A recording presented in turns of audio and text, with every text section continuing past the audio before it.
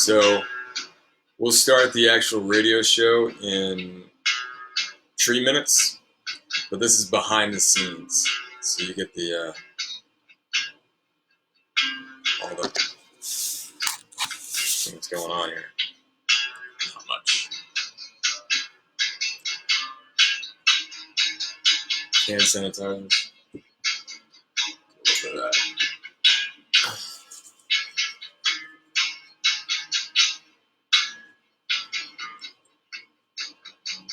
Alright, 2 minutes.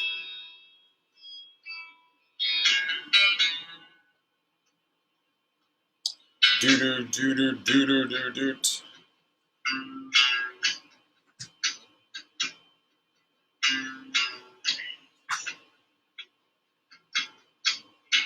Sanitary sock.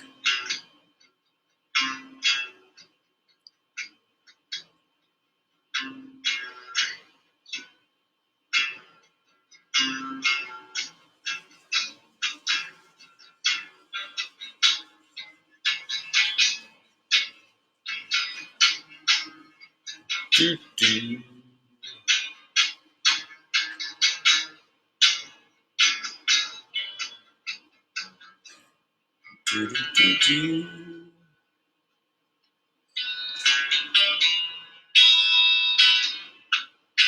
Kinky. How you so kinky?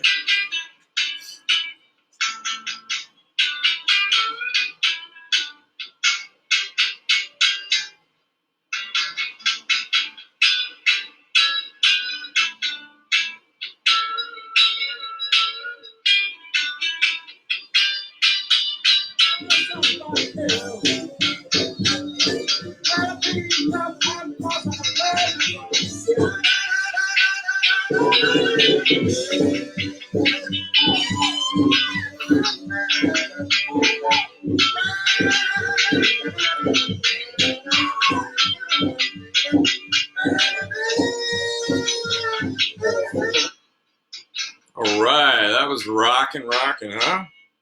That was throwing down. Very cool. So it is 10 o'clock in the morning, New Orleans. You are listening to WHIV 102.3 FM. We honor independent voices. And this is Monkey Mind with Rob. And this show is all about GBM, brain cancer, and I guess brain cancer in general, as well as attempting or practicing living in one's moment. And there's definitely a practice. I had a good friend kind of call me. I thought she was calling me out on practicing. She was like kind of like a text, but you know how texts go. It was something like, you sure are practicing a lot. I hope that's working for you. Or something like that. And I was like, what? I was like, man, you just dissed me. I was like, that ain't cool. Turn down the... And we got music in the background. That's going to be Red Priest playing his song Brainstorm. And that's also a group that we kind of formed off of people that have had, I will say, brain issues from either acquired or traumatic. I am a acquired, which means it was originated in my body. It was not a blunt force to the head.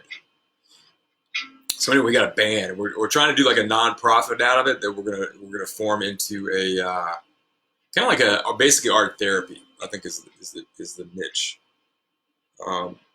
Do like a band and then have percussions for people so people can learn basic music, and that would include me.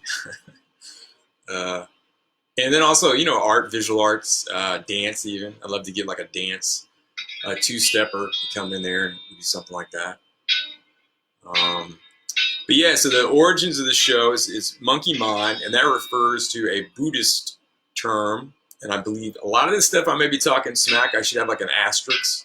Not all the information you hear will be accurate, but I don't know. It's whatever is coming off the top of my head. So in 2000, just my story, the 2005, I got diagnosed with a GBM brain cancer, which at the time, they gave you about 6 months to live. And and it was brain origin, so it did not metastasize out of my body into my brain. And the plus with that is that things that typically are brain origin cancers that are typically brain origin do not metastasize out of your brain then into your body.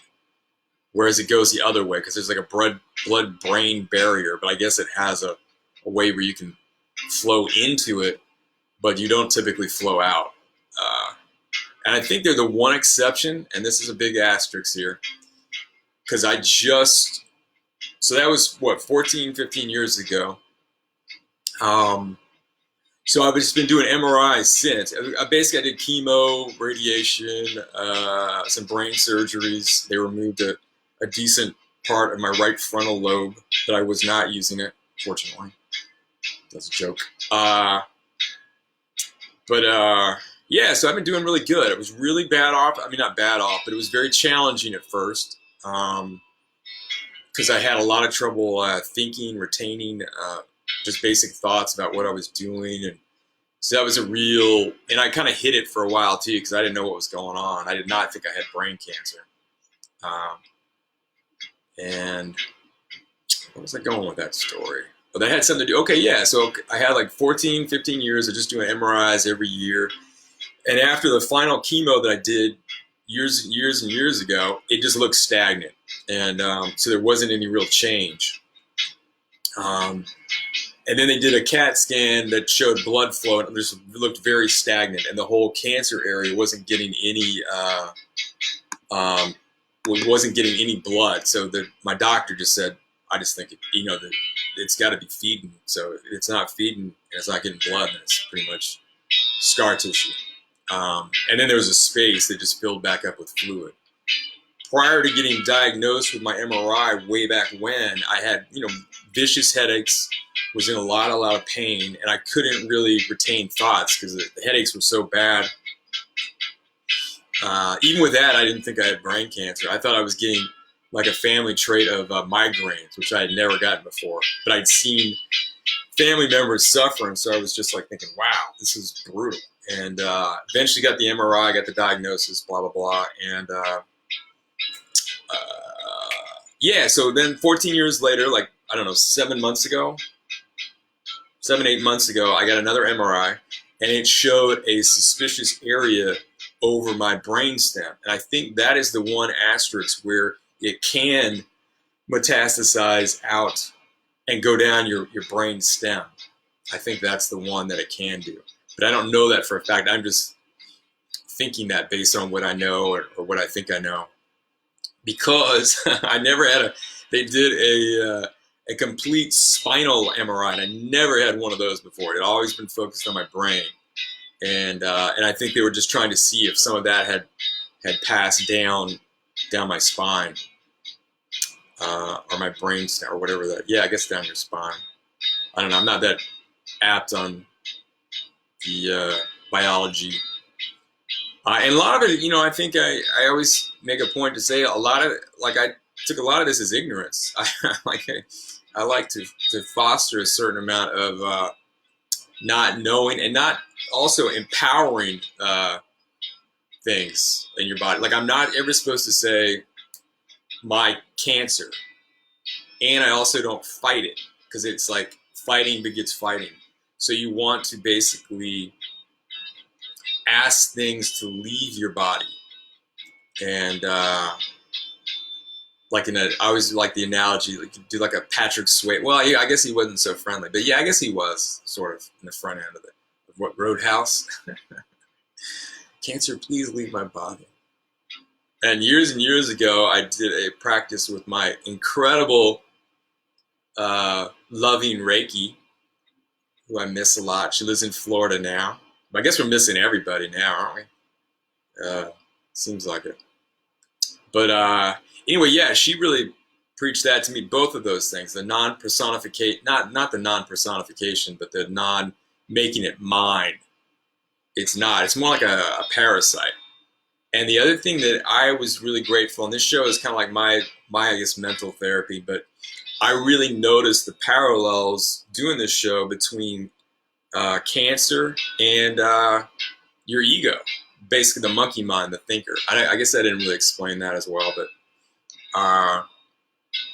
yeah. So basically, your thinker is kind of like your monkey mind. The thinker always wants something to do, and it's like we got like this dual thing, and it's kind of like a parasite. And you are more of the core awareness. Like you can sit back and listen to your thinker just chatting, talking, and your thinker, your monkey mind. We'll just call it the monkey mind from now on, but it's the thinker too. It's like your thought thing. That voice that's always going off in your head, always wants something to do. It keeps you up at night, and yeah. But then it's like such a balance. You really want to make kind of peace with everything. And it's like this: if you can't change it and you can't get away from it, then you kind of need to surrender to it or surrender to the situation, because so much of us is fighting, causing issues with ourselves about what is. And listen, I swear I am not calling y'all out on this, because I am like as challenged with this as I'm sure everybody else is. What I have the plus though that some people don't is some people are not really even aware of this, and this requires a lot of patience with yourself, a lot of forgiveness, and just returning yourself always to remember this moment. Getting back to right now is the core practice for me, and that overcomes almost any obstacle, any perceived problem in quotes that you have. And it's all, we create reality, our perception of it. Otherwise, God, I had a good analogy. I had a new analogy. I always use the one from Apocalypse Now, but I had a better one, but I think I forgot it. Anyway, I forget a lot of stuff, as do a lot of people. But mine went from like there to there. But then it's also it's like exercising. It's like you're staying fit. I probably do not do enough alternate stuff to maintain the fitness of my brain. I definitely don't read enough. And but I just got a new book from my sweet, sweet friend, and it's Rumi. And man, it sounded really cool. He's kind of like a cross between, I had a good analogy. Oh, and I wasn't thinking this at all. He's like a cross between Walt Whitman and Charles Bukowski. And I was taking it more as just like all this like kind of religious stuff, because I read one of his things on last week's show that really helped me out, because I've been my monkey mind's really been tripping me out lately, and it's just because of just family stuff, dynamics.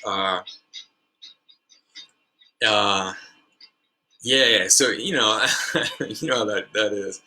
In fact, my other guy that I really like a lot, Eckhart Tolle, I think one of his things was on the sly. It was like weird. Sometimes Tolle will say just strange, kind of off the wall. At least I think it's off the wall kind of stuff. Like, if you think you're so enlightened, go spend a week with your parents. I always love that one, because that just brings up all childhood egos, and we all got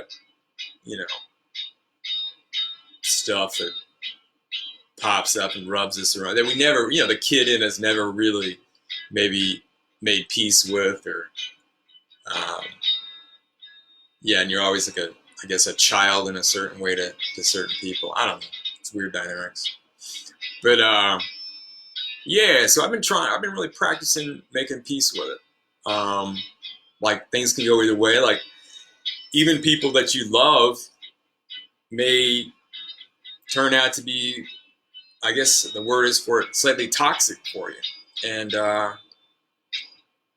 that's okay, but it goes back to the thing. If you can't change a situation that's like unhealthy for you, you can't get away from it, then you got to make peace with it.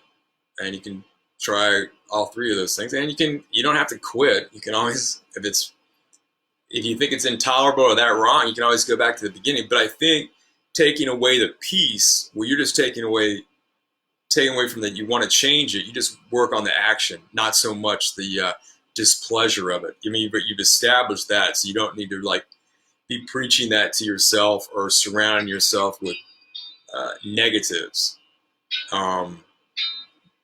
With going back to the original thing of my brain cancer, I associated. Oh, that was the one thing I forgot all about that. I just remembered one thing I wanted to talk about. Basically, it was like I had a lot of negatives. My monkey mind was very angry with me. My ego, it felt that I had sold out what I was doing. My marriage had gone very volatile, and I was like a kid of divorce, so I kind of really put a lot of intention on maintaining my marriage, and had two awesome kids. Yeah, I did not want that to, and I was struggling pretty bad, and not making peace. And I think through this process, it allowed me to really notice that speak, and that's like the biggest thing. It's kind of like, I guess, not that I'm maybe not a little bit of an alcoholic too, but actually I've been drinking a lot less. Though I do drink some tequila almost every night, but I don't know if I get that drunk off of it. So I might need to mix it up or something. But anyway, I totally just forgot where I was going with that one. But that's okay. And that's one of the things too, is like constantly be forgiving yourself all the time. Return to your moment. And yeah, I mean, that's just where it's at. Very much where it's at. So what are we talking about? Oh, we did have this. Okay, I can go back to all this junk. Oh yeah, stress. So I had a lot of stress, and a lot of it was very much being promoted by myself. I had a lot of other people that were helping out, or a couple people that were helping me out, and but it's all on me. I mean, I have total control of if I choose to apply it. I mean, do I have total control? I really don't, but that's only because I choose not to, I guess. Because a lot of us really like pain. It makes us feel like we're special, because we have like a backstory. We're suffering. People are doing wrong against us. It makes us right where they're wrong, and our monkey really likes being right or thinking it's right. And yeah, I mean, I think it's like, forget COVID-19. The ego is the virus that's spread everywhere, and so many people are not in touch with it. And that's so much of the things that we dislike about other people. They're just slaves to the ego. They can't help it. You really can't be too upset with somebody who's just being run by their ego.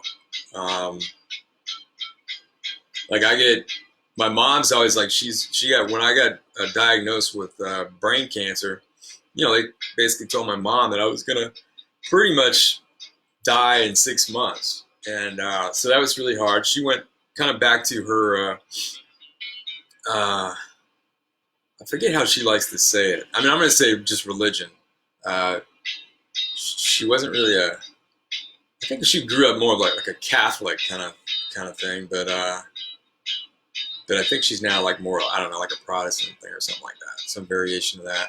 They have a rock band in their thing. But anyway, so she did a lot of praying, as we would. Can we only imagine, our child gets sick with something like that? I mean, that'd be so sad, but something we make peace with. I mean, you got to. I mean, this is part of life. Our death is just as much a part of life as living. I mean, it's a flow of what we're doing, and to resist that really so much affects I think the quality of your life. And that's one thing I really noticed going through the treatments in hospital, the people that I was meeting. A lot of people were so fixated on quantity, getting more days out of this, whereas opposed to making peace and having a quality experience. with your moment. And then also there was the other side thing where people are like, well, you got to say it for a reason. And it's like, it's really, I go always back to the little things in life are really what strikes us as the most important. Little connections we have with nature or with our friends, or it's usually not these grandiose things. Like I'm big into, I've had a few I guess, girlfriends that, well, not a few, but maybe one particular called me out on my toys because I got a lot of stuff and I would obsess on something. Like I'd really want it. And it's like I had to kind of go out and just get it. And yeah, and this whole thing exposes a lot. Like I live pretty solitary anyway. But it's more of an imposed solitary thing where you can't really do some of the things you used to do. Yeah, it can kind of for sure hit you, where you feel the restraint on it, and you can also see why solitary confinement was so heavy for people, like in prisons or something like that. I mean, it's very dramatic. We were very much a social creature. I had some other way I was going with that one too, but whoops, I lost it. Like when I went through this like years ago, maybe, I don't know, 14, 13 years ago, really had a hard time articulating myself and speaking and staying on a point. I couldn't say, and I may have gotten it from my youngest daughter where I said, oops, that's gone, or the end. That was it. It wasn't oops, it's gone. It was the end. So I would do like these chats, and then I would just leave the conversation completely, and I'd be like, then I'd come back to it. Couldn't remember a thing. Say the end, and then doing a constant thing of walking somewhere, and I couldn't remember why I was there. Why? Yeah, it's funny. But it's almost so much. It's like enjoy whatever your experience is. It is yours, and really attempt to find the joy and the beauty in it, and just practice it. And practice is forgiving yourself everything, and then always coming back to your moment. Like I guess it was last week's show. I think it was. Anyway, after last week's show, I went home and did some mushrooms. And then I just started really tripping out on myself. I was like, man, what is your point? Because that goes kind of back to what the people were saying to me for being so rare, surviving this brain cancer for so long, that there was a meaning or something. And I was kind of really wanting some kind of purpose or passion or something. And I was just really, my ego, my monkey started really calling me out on it. I was like, what are you doing? And then I started looking at like my routines, and I was starting to just get really, and I never like going here because I think this is pretty taboo, of being bored. Like I was bored. Like I think being bored is just like it's not even in the equation.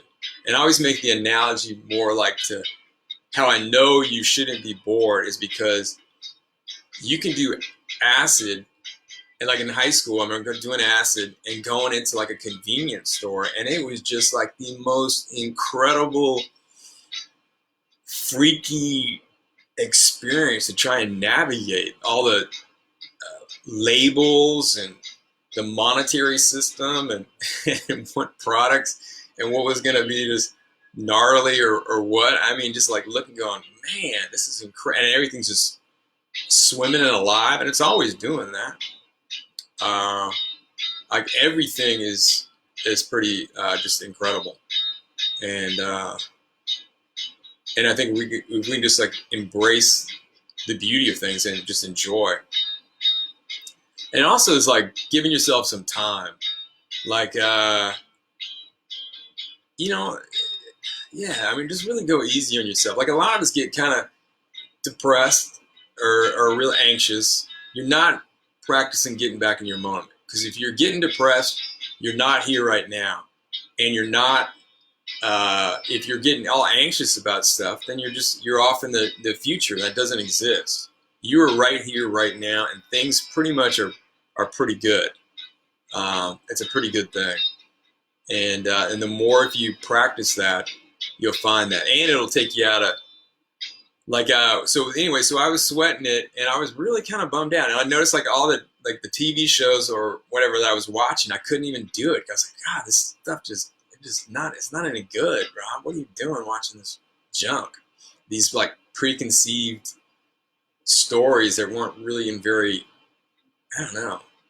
They didn't seem, they seemed kind of a little more forced. And they also seemed very just cliche. Where you're just getting some regurgitated, plot line because it worked on a few other shows or movies or TV shows previous, so they just started cranking it out. But I don't know. I mean, I guess go back to ancient Greece. The story is pretty much the story is a story. The man versus man, man versus God, man versus nature. I don't know, maybe another one in there, but kind of that. But yeah. But yeah, everything is just a great learning experience. It's part of your thing. And what are you really going for? Like, you look, if you had all this stuff or all the things you want, and it's like really goes back to your peace of mind and finding joy in your moment. And man, you could do that dang near anywhere, you really could. But yeah, it's just like, loving yourself. And that, to me, love is accepting somebody else as they are and really having a deep appreciation for that. And love your monkey. Yeah, the other thing too, it's like you got to it goes back to surrendering. Like can you really change your monkey? I don't know. My Reiki, I think, talks nice to her monkey more. I've lately have been too. Like I've been giving my thinker or my monkey just say, dude, I understand. You're hurt. You're upset. Just go with it. Because sometimes you get mad at it. Like you create another monkey that gets mad at your original monkey for just doing all this stupid thinking and constant. You're like, oh God, you're so dumb. You've just created another monkey. So you got to watch that. It comes back to what I was saying before. What was it? You can change it. You can't change it. You get away from it. You can't really get away from your thinker. I don't think. Yeah, no, I'm pretty sure you can't. Or you accept it. And so much is about accepting it. And it's also about just listening to it. Like you listen to it, kind of like what they do with therapy. Like like I haven't done much of it, but just prior to me getting diagnosed, I thought I was, depressed. I wanted to get on drugs and all that. So I was really trying to search out some, before I got my MRI, I was trying to search out therapists and stuff like that. And I was not aware of being in my moment. That cures all. And it relates a lot to, I think, drug and alcohol addiction. It's very much the same. So much of things are caused with us not accepting this moment and seeing the beauty in it. Yeah. But I will probably have a tequila tonight. Ooh, yeah, I think I want to do shrooms later too. We'll see how I do I'll let you know in next episode if I flake out again. But yeah, okay, so my friend, she was like awesome because I texted her about it and I was like, oh yeah, man, I'm just like really feeling so pointless. Like, what's my purpose? And she was like, what did she say?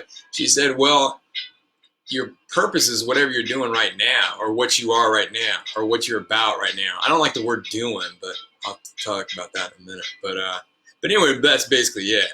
And then I was like, oh, duh. I was like, awesome. And it just instantly made me feel better because I put attention back into my moment. And I was like, yeah, like any kind of these grandiose things, like you don't have to do something so crazy or, just enjoy. Yeah, I mean, most stuff I think is pretty lacking of any real substance to it. It's a consistent game of playing telephone where things have been passed down to us from one generation to the other, and you pretty much are taught thinking it's the gospel. And then once you start to really pull back the curtain, you see who the wizard is. No, you don't really, but yeah, you can see a lot of it faulty, just faulty logic, faulty stories on it. Which, all right, on that note, I'm going to do this, but then remind me, because then I want to talk about this guy.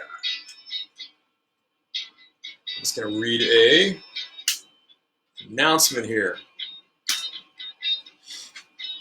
This is, did you know that 102.3 FM WHIVLP New Orleans has been broadcasting for the past 5 years?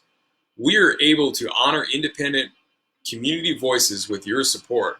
T-shirts, this is all the merch we got. It's pretty cool stuff. T-shirts, man, I should have worn my shirt today. T-shirts, hoodies, white fanny packs, and more make for great gifts. Or treat yourself. Knit caps, too.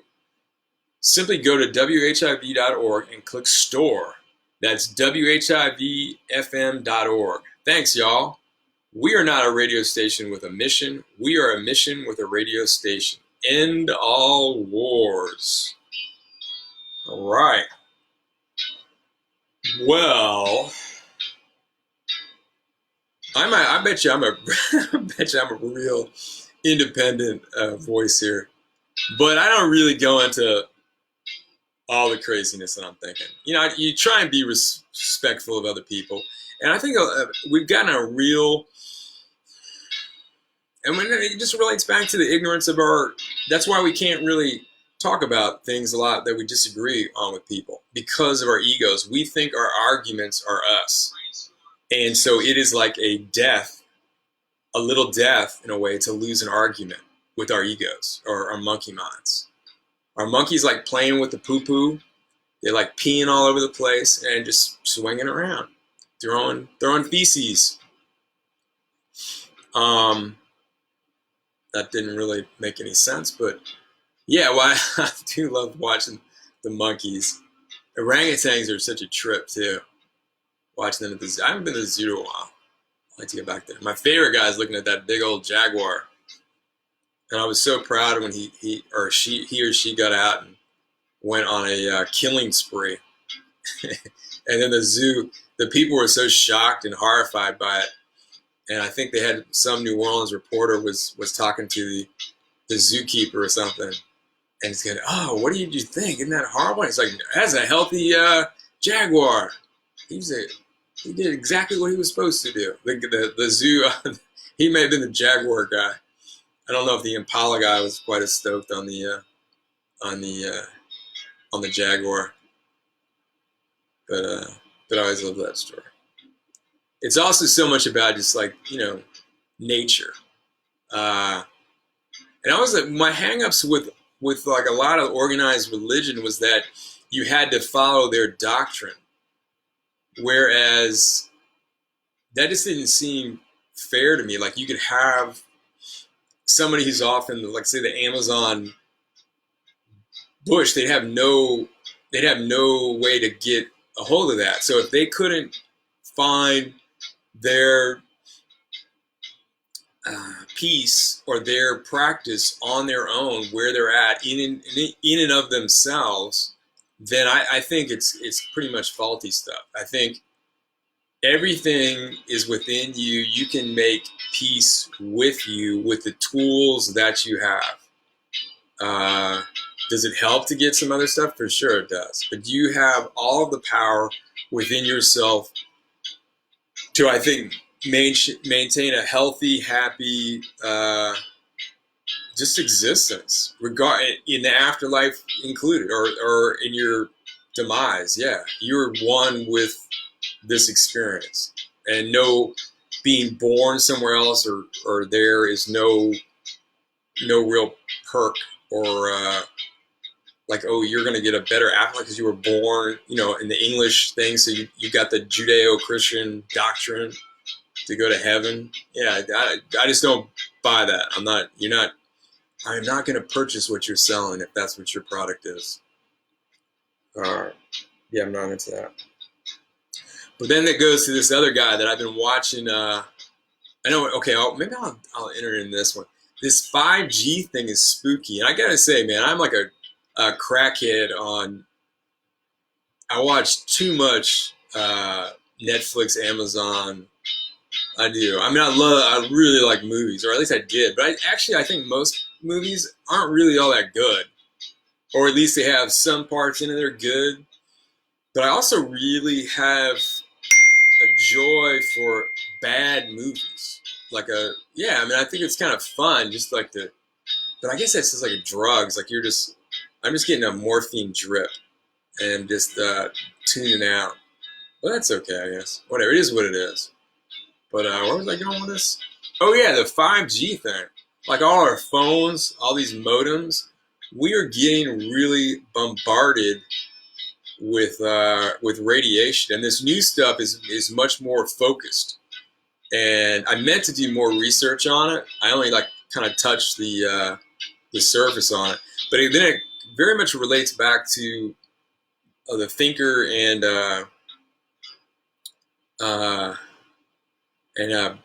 brain cancer, because had been taught for some time by a few doctors. I mean, by doctors and stuff. But this was mainly online. I didn't know these people, but they were saying that basically these cell phones are putting out, even like the old ones and all that kind of stuff too, were putting out an unhealthy amounts of radiation. And I just saw a guy. I didn't look at the manual, so I'm just talking more smack, spreading rumors, conspiracy theories. So yeah, about that if you read your iPhone manual, and I assume it's every Androids and iPhones, that if you read it, it says you're not supposed to put the device closer to 6 inches to your body. Like you're not supposed to really have it in your pocket. You're not supposed to be pressing it against your head to talk on it normal. That is putting too much. And years ago, goes back to my first intro to brain cancer. I got right frontal lobe, which is, I'm right-handed. I put my phone on my right side of my head. So basically, and during that time period, I was having, I guess maybe I had a couple people, most of my stress was dialogued via the cell phone. And I remember at times that phone would just get hot. And the heat, if I'm not mistaken, coming off your phone is basically radiation. And so one, I was like getting my monkey mind crazy. I was getting radiated, and then from that up sprang brain cancer. So I was like years ago, I noticed a lot more. Maybe because I'm not really researching it that much. But years ago, I noticed a lot of people were calling that out, and now I know it's like a lot of doctors. But like I said, you can find a doctor to tell you anything. They're like lawyers, politicians. I mean, yeah, it's like you got to really take the game of telephone into your own hands, educate yourself, look at this and that, who said what, kind of base it off that, and then base it off your own common sense and logic. And always bet on you. Always bet on you, baby. Where did I go on that? I'm trying to think if I finished. Oh, yeah, so I even bought, they had, years ago, there was some, and I always liked the thing too. It was just kind of cumbersome. But it was like an old timey, not old timey, but like remember phones, like your landline phone? You could plug it into your, it was like a headset that you hold, in your hand. Like it had an earpiece and a mouthpiece, black, and it had like, those spiral cords, and you just plug it into your phone. And it was to dissipate the radiation. Like when you do earbuds and all that kind of stuff, you're not getting that radiation like you are when you're, of course, pressing it against your head. But yeah, man, it's like crack. You get so addicted to this technology, and it's so bad for our posture too. Always walking around praying to this device. I remember years ago, man, I went into a bar that I was frequenting, and it was pretty funny. The visual. I think I even took a photo of it, like kind of slyly. but everybody at the bar, and there were like 10 people wrapped around, like this great old wooden bar, and all of them were kneeling down on their phones. I was like, man, all right, let me get in here on this action. But yeah, it's strange, technology and what it does to us, and how also unnecessary it really is. It goes back to, I think, the more quant. But look at me, I like getting my toys. But yeah, I'm trying to practice. I'm off the wagon right now for getting any new toys. Like I got a really cool surfboard recently. I sold a bunch of surfboards to get it that I had. I was trying to whittle down my quiver, but I still haven't even ridden the thing yet. And so I guess I'll be waiting for a little bit more. I don't even know if the beaches are open. I was seeing some like some of that sounds. I don't know what y'all think, but it seems like a lot of this is overdone. And I know people are dying on it. People die all the time, right? You gotta make peace with that. But I think this is a little, and this will start getting. This goes on much longer like this. This will start. Mental health issues are going to be going through the roof. It'll outweigh the deaths from COVID-19. And it's such a good practice. A little bit of this like kind of meditation thing, because you notice it's such a it's very difficult finding peace without like constantly doing stuff. Like it's a good distraction from either what your problems are. Like you can focus on something else. Like I remember one time when I had a Latino professor, and he had grown up, I think, in poverty, and he made some comment that nobody suffers like the poor.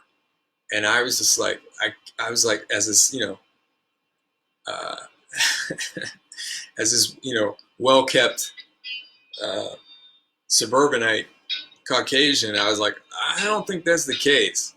You get more, I want to say, per capita suicides out of people that have a lot, and they really just are realizing that they're not then happy, and then they turn on themselves, basically like, look, you have everything, and look, you're miserable. Start doing drugs, you're partying, you're just trying to get some kind of high, but you're not really making peace. And I think when you're impoverished, you at least always have that something to do. Like that's your boogeyman, is that you don't have the funds to do this or do that. So you always have something else out there. So you're much more prone to just fixate on that and not so much to turn on yourself. Whereas people that are more kept well-to-do and then realize that they feel empty inside because they've been chasing all this and that and all these monetary things, they turn on themselves, and they don't have like really that quote want. They supposedly have everything, and so they're still not happy. And then I think the per capita, I think I researched it one time after that discussion, but I was just talking smack but I did it in a nice way. So I was like, nope, nobody suffers like the rich or the middle class, baby, upper middle. Nobody suffers like that because they kill themselves more, the per capita. And that goes back to this this whole thing of doing. The thinker just wants to do stuff all the time. Just do this, talk about this, complain about that. Doesn't care what it is. Just if it's hurting it, it loves that. If it's saying it's the greatest thing in the world, it loves that too. Yeah, my thinker was really trying to take me out. I remember driving home from like work by myself, going home, and I'd just be crying before I got diagnosed with the brain cancer. I mean, I was a sad puppy, very, and it was kind of like that. It was kind of like that. I had a good paying job, or good enough, and I had a wife. I had my kids. But I was just like, I was so just sad, just depressed. yeah, it was brutal. It was a butt kicker. Um, so it was kind of like I always thought for the longest time that I gave myself cancer, like stress, the stress that and there's like, you know, the good stress. I'm not talking about that, like that motivates you for something, and yeah, it's like that's like kind of working out, or it's like you're getting a little bit of a challenge to then motivate you and stuff like that. So that's cool. I'm talking about the kind that's just like non-productive. It's self-loathing. It's very narcissistic and just its own turning on itself, on being the victim. Um, yeah, but yeah, just going back to your moment, really practicing on that, and I think it's kind of saying the F it thing too, like in a nice way. Can't say that word on the radio because of the laws. Kind of weird, but but yeah, just make peace with stuff. But yeah, it's a weird thing. It's a delicate thing. And if you fall off the wagon, forgive yourself. You got it right now. You got like an endless supplies of nows. You are always going to be in the now. You are never going to do anything in the future. You're going to do it right now. And then a lot of it, what you think is so important, it really doesn't matter. It really doesn't matter.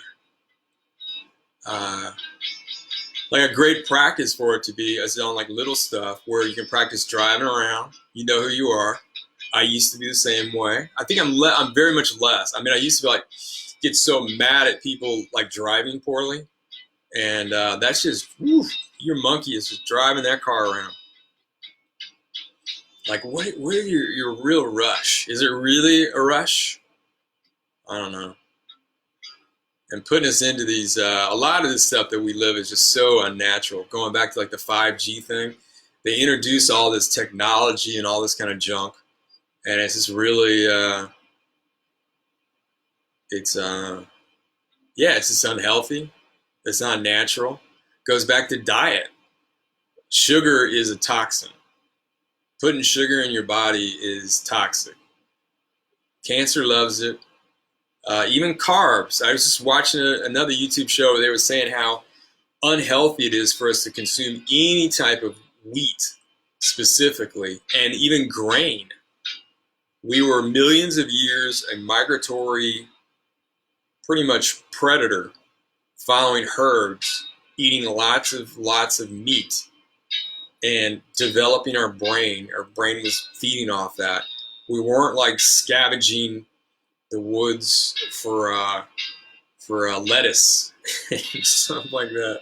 It wasn't. I mean, if it was on top of the ground, we were opportunists. We would eat dang near anything that we didn't know wasn't passed down, that was toxic to us, that would just kill us. That's for sure. But it's so much about trying to introduce things that are more natural and more core. But I'm gonna have a hard time giving up some of this stuff. But I just think I'm getting radiated by all this junk. Like even my modem in my house, I'm like, I got a really small house. I'm like, where am I gonna put this dang thing? But yeah, so I gotta figure that out because I think it's a little too close to my bed. But yeah, and it goes back to the bloody Chinese government again. Man, they have been at war with us since I don't know when. It's been a while. It's been a kind of wink wink Sun Tzu kind of war where they're trying to do it really without firing a shot, either by running us into debt, buying us out. I mean, it's finally, at least we got a president that's going after this, because this has like been, it's not healthy. It's not, you can't support that. And even with this this COVID thing, I was thinking for a while this would be the perfect way to use your bioweapon.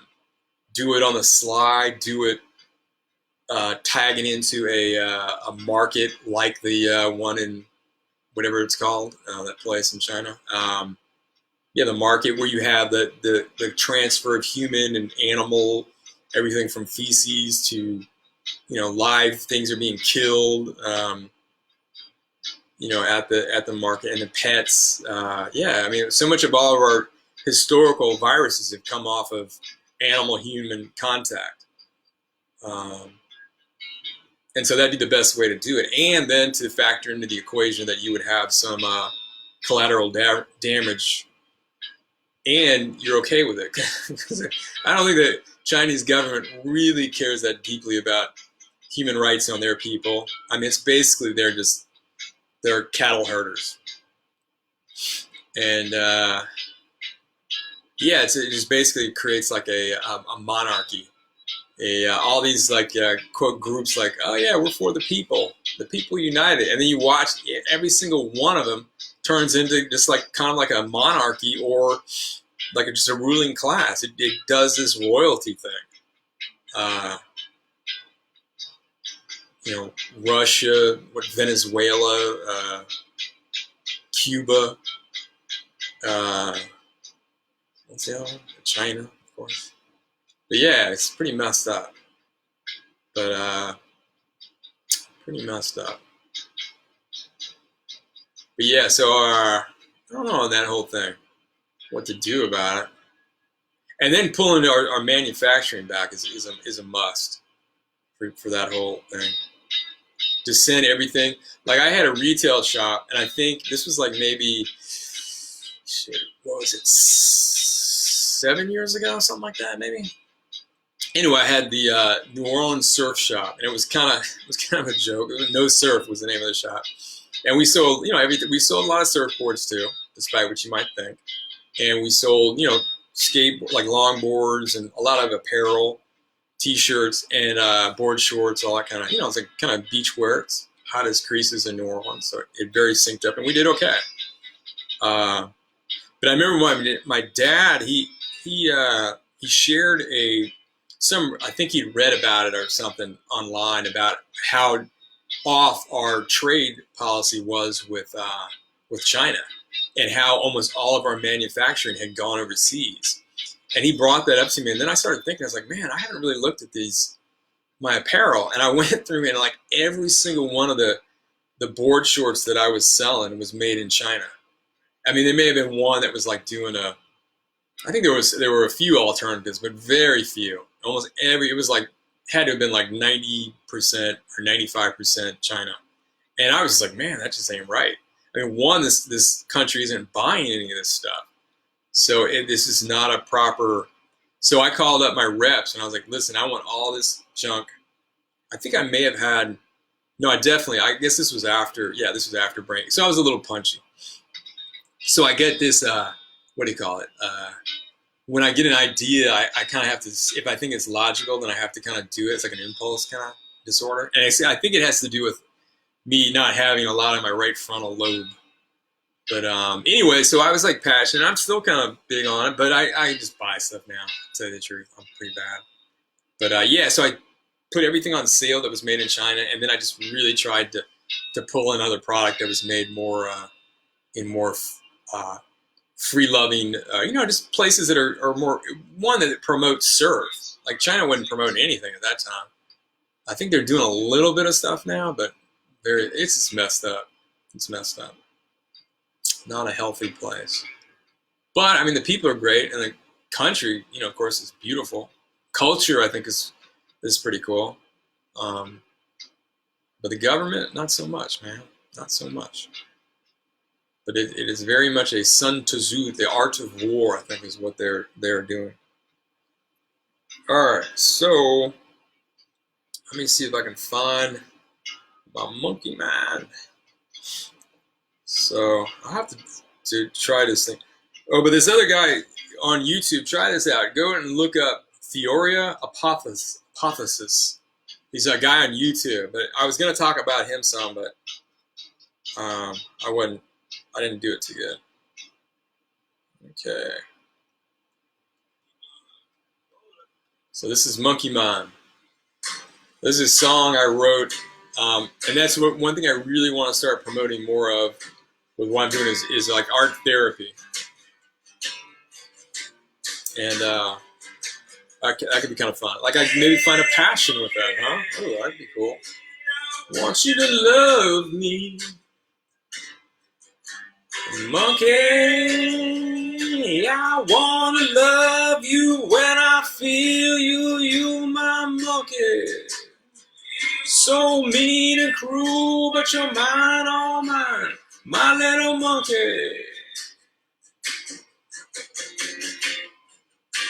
Little boy had a life-size toy. It was a monkey. When I squeezed it, made a cute sound. Hey, monkey, I want you to love me. I really had that toy, man. Cute monkeys, a little chimpanzee. Feel you, you, my monkey. You're so mean and cruel, but you're mine, all mine, my little monkey. Wearing a suit and fedora, it's in a bar. He tells a joke to the bartender. So a chimpanzee. The joke, 2 penguins. Hey, monkey, I want you to love me. You're gonna love your monkey. But it's not you. When I feel you, you my monkey. You're so mean and cruel, but you're mine, all mine, my little monkey. Watch out, those goddamn monkeys bite, I tell you. That was Dennis Hopper, Apocalypse Now. I want you to bite me, monkey. I don't really care, you're not mine, all mine. You're with me all the time. Hey, monkey. Ooh, feel you. But we ain't one. Hey, monkey.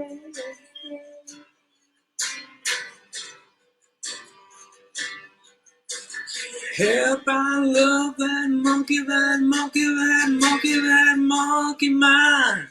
I can't help, I love that monkey, that monkey, that monkey, that monkey mine.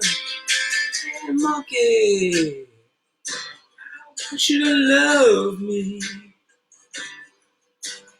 Monkey, I wanna love you when I feel you, my monkey.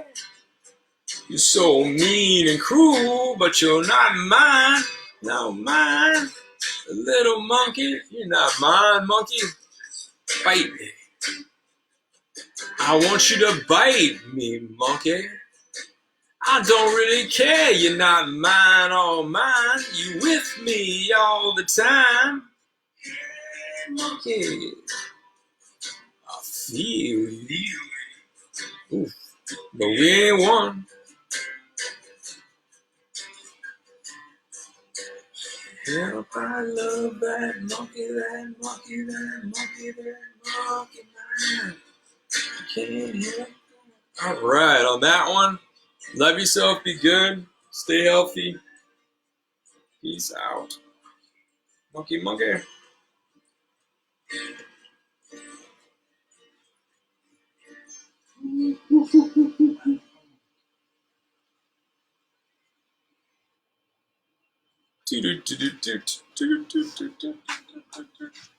Alright, man.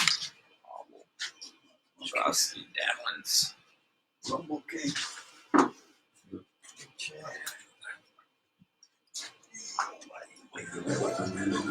Dude, messed up there. Whoops. Hit the wrong red button there, dude. Some, what's it? Bruce Springsteen. I forget what a socialist that guy is. How come all these rich guys are all gathering tonight for rich guys? I don't think I